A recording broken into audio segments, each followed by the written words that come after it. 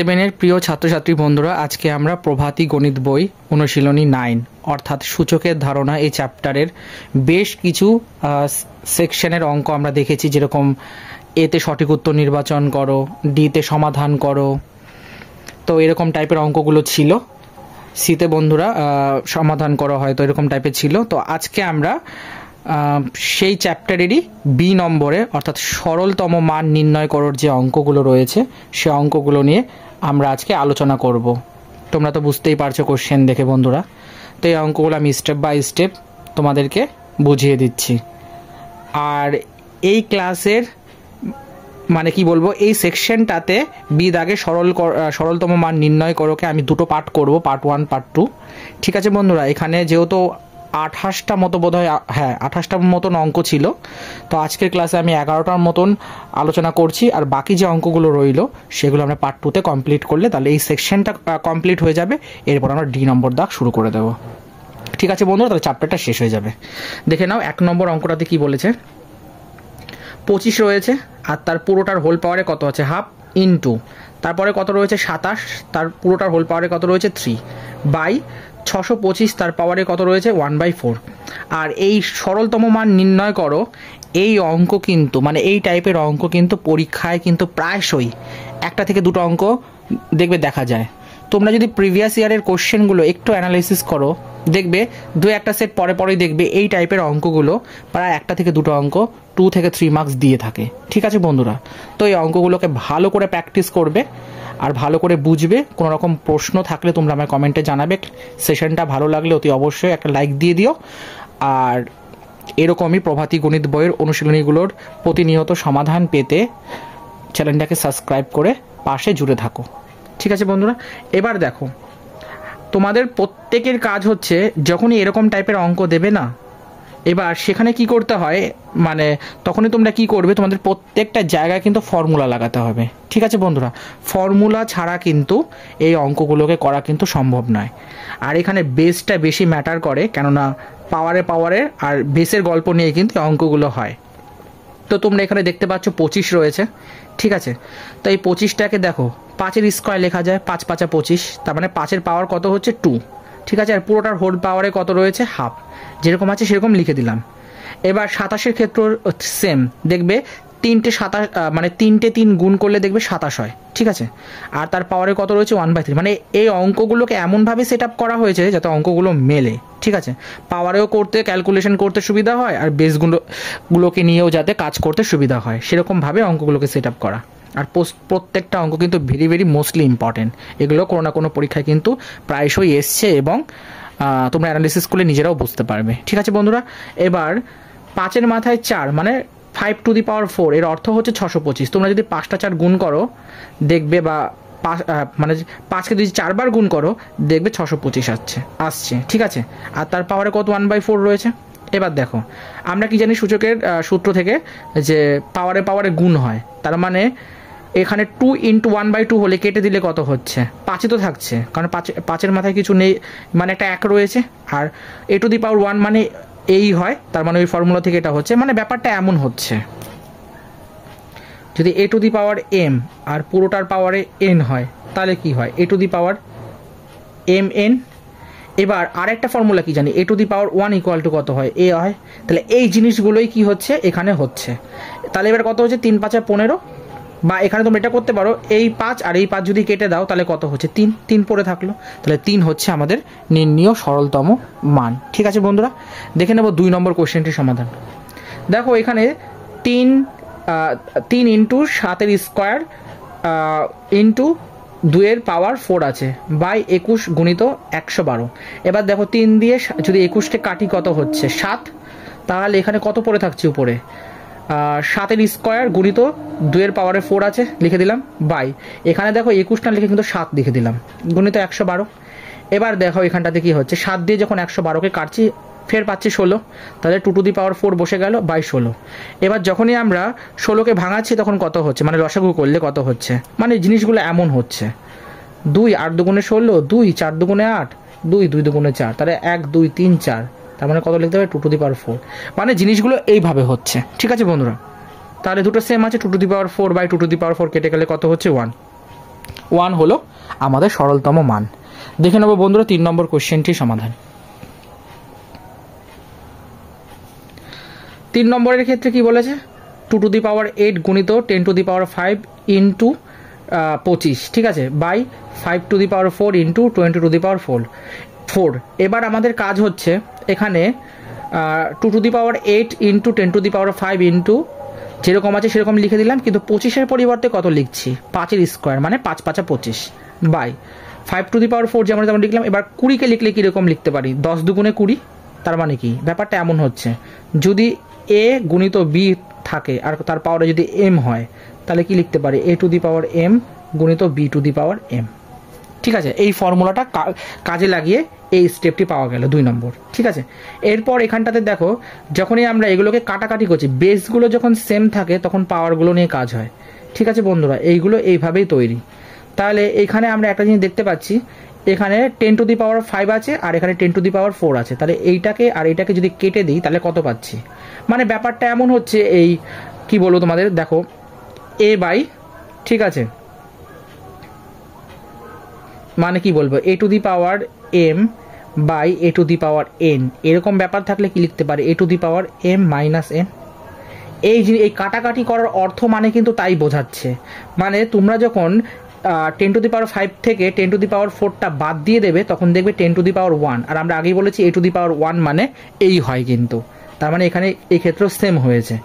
ঠিক আছে বন্ধুরা, তো আর এক্ষেত্রে কত হচ্ছে, 2 to the power 4 into 10/5 square. এরপর দুটো মানে 4 যদি আমরা গুণ করি কত পাচ্ছি, 16 ইন্টু 10/25। এবার এটাকে নর্মাল যেরকম তোমরা কাটাকাটি করবে দেখবে 25 হচ্ছে।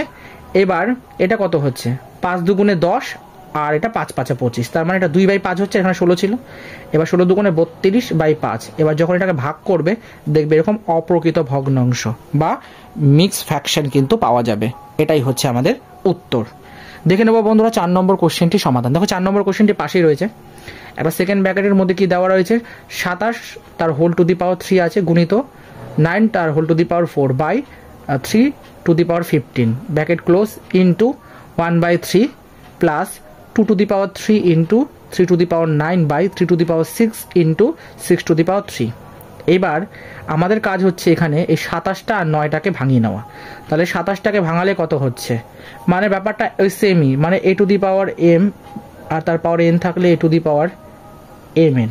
মানে তোমরা যদি 27টাকে এমনি করে লিখি, মানে 27 টু দি পাওয়ার 3 রয়েছে, তো তাহলে কি হচ্ছে 3 টু দি পাওয়ার 3 আর তার পাওয়ারে 3 রয়েছে, তার মানে কি হচ্ছে 3 3 3 9।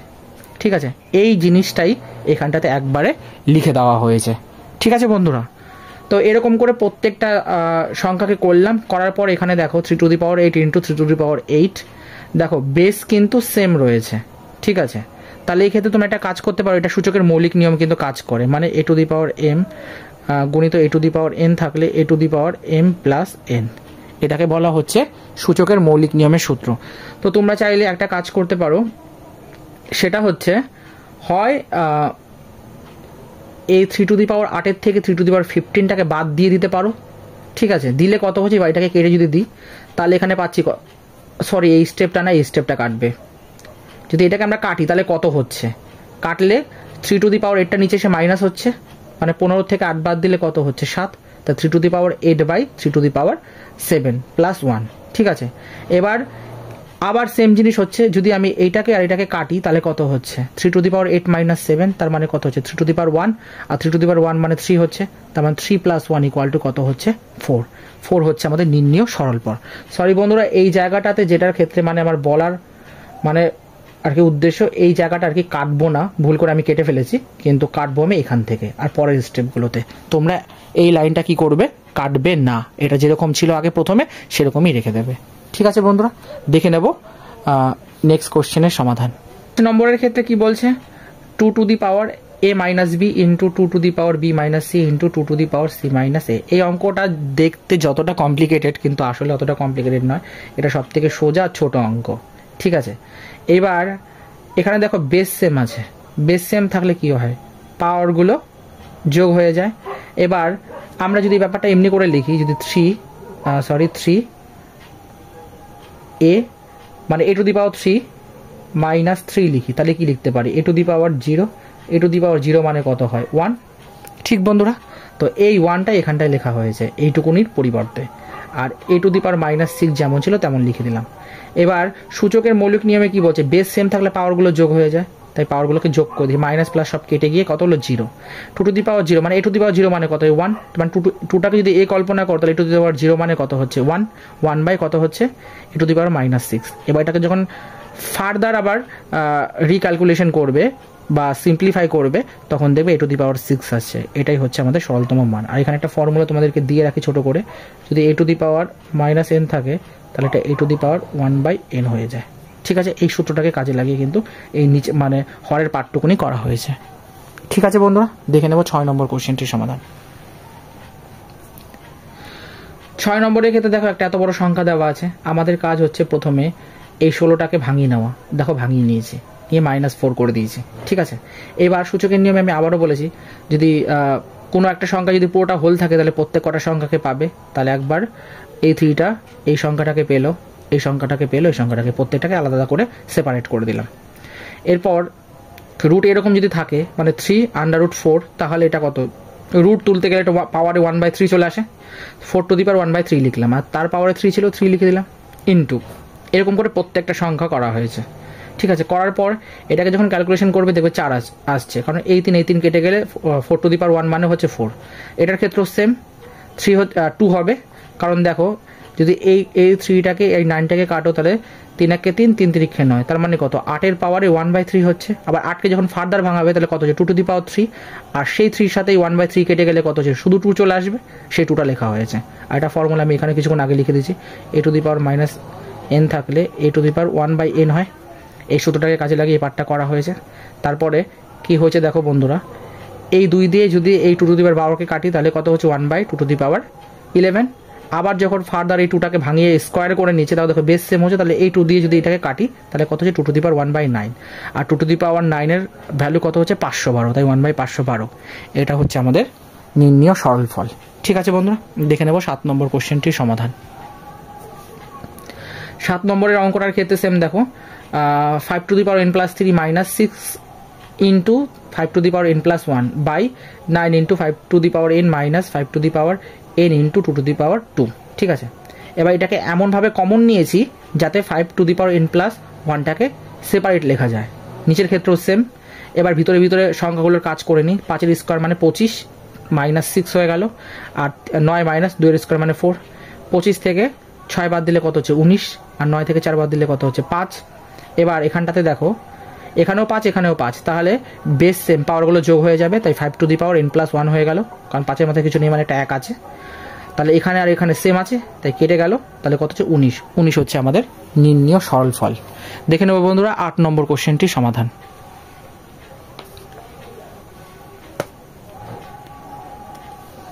8 নম্বরে কি বলেছে?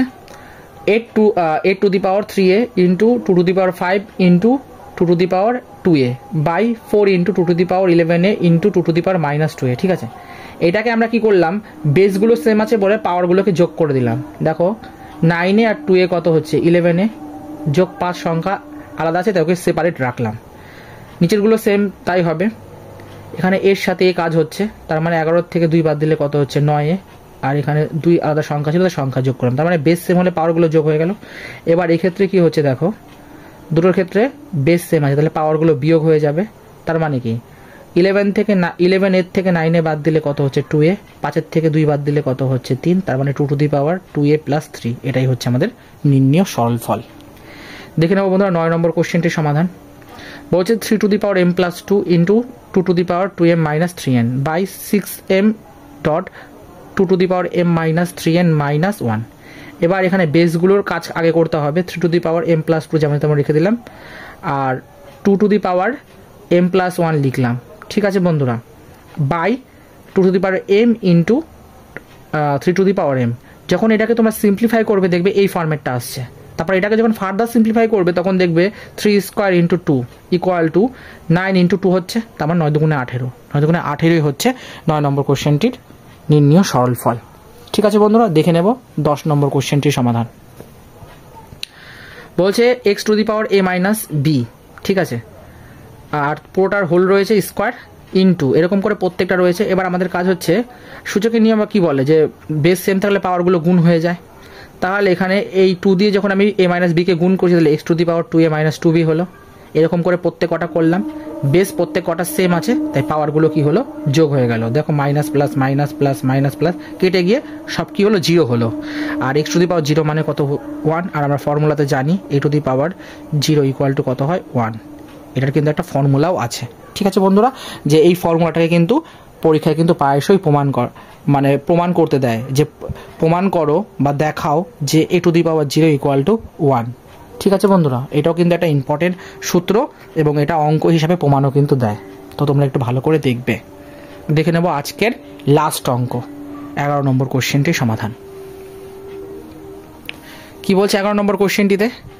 বলছে 9x to the power 3/4 into 1/3x to the power 1/3x into y to the power -1 ভাগ 3 into xy to the power -4 পুরোটার হোল 1/4। ঠিক আছে, প্রথমে এটা যেরকম আছে তেমন লিখলাম। এই 3-এর সাথে এই 9কে কাটলে কত হচ্ছে 3। আর এই ক্ষেত্রে এটা যেহেতু মাইনাসে রয়েছে তাই ফর্মুলায় ভাঙালে কত হচ্ছে, যদি a টু দি পাওয়ার 1 থাকে তাহলে এটা কত লিখতে পারি 1/a লিখতে পারি। ঠিক বন্ধুরা, তো এই ব্যাপারটাও সেম হয়েছে। তো এটা y ছিল তাই মানে কি বলবো, মানে y রয়েছে, সরি বন্ধুরা এই জায়গাটা একটু ভুল হয়েছে, কারণ দেখো 1/3 যেমন আছে তেমন লিখে দিলাম, x y to the power -1 যেমন আছে তেমন লিখে দিলাম। ঠিক আছে, আর এখানটাতে কি রয়েছে দেখো, এখানটাতে ভাগ 3 ছিল। ঠিক আছে, ভাগ 3 যখন থাকে তাহলে গুণ করতে গেলে এটা বাই হয়ে যায়। সরি বন্ধুরা, এটা ঠিকই ছিল, ফালতু কাটলাম, 3 হবে। ঠিক আছে, ইন্টু 3 মানে বাই 3 হলো into x two the power 1/4 y -1। ঠিক আছে, এবার যখন এটাকে তোমরা সিম্পলিফাই করবে তখন দেখবে x two the power -3/4 into x y inverse বা y টু দি পাওয়ার -1 যাই বলো ইন্টু x টু দি পাওয়ার 1/4 তারপরে into y to the power -1। ঠিক আছে, এবার এক্ষেত্রে কি হচ্ছে দেখো, এর মাথায় কিছু নেই মানে একটা 1 রয়েছে। যদি তোমরা এই x আর এই xটাকে ক্যালকুলেশন করো ভগ্নাংশ দেখবে 1/2 আনসার মানে আউটপুটটা আসবে। তাহলে x টু দি পাওয়ার 1/2 হলো। আর এখানে দেখো -1 আর -1 আছে তাই y টু দি পাওয়ার -2 হলো। এবার আমরা কি জানি ফর্মুলাতে যদি a to the power -n হয় তাহলে equal to a to the power 1/n হয়ে যায়। এই ব্যাপারটা হচ্ছে এখানটাও সেম ঠিক তাই হয়েছে, 1/y স্কোয়ার হলো। এবার x টু দি পাওয়ার 1/2 যেরকম আছে সেরকম লিখলাম, এটা গুণ রয়েছে বাইতে, তো এখানে তলায় লিখে দিলাম y স্কোয়ার। ঠিক আছে বন্ধুরা, এতটুকুনি সকলের কাছে ক্লিয়ার। এরপরে আমরা কি জানি কোনো একটা সংখ্যার পাওয়ার বলো বা চলরাশির পাওয়ার বলো, যদি সেটা হাফ থাকে তাহলে ওই হাফের পরিবর্তে আমরা রুট লিখতে পারি। তাই এটা √x হয়ে গেল বাই y স্কোয়ার যেমন ছিল তেমন লিখে দিলাম। এটাই হচ্ছে আমাদের নির্ণীয় সরল ফল। ঠিক আছে বন্ধুরা, আশা করি বুঝতে পেরেছ। আর এই জায়গাটা যেটা মানে এটার ক্ষেত্রে বলছি, এটা যে ভাগ 3 ছিল না, এটা যখন ভাগটাকে আমি গুণে কনভার্ট করছি তখন এটা কি হচ্ছে উল্টে যাচ্ছে, মানে 1/3 হয়ে যাচ্ছে। ঠিক আছে, আর সেই 1/3 সাথে এই পুরোটাকে বাই হয়ে যাচ্ছে। তো ওই জিনিসটাই প্রথমে ছিল, একটু ভুলের জন্য কাটাকাটি হয়ে গেল, তো আমি 3 লিখে দিয়েছি। তো তোমরা এখানে 3 লিখবে, মানে প্রথমে যেমন ছিল তেমনই থাকবে। ঠিক আছে বন্ধুরা, তাহলে আজকের এই ক্লাসে আমি এত পর্যন্তই সমাপ্ত করছি।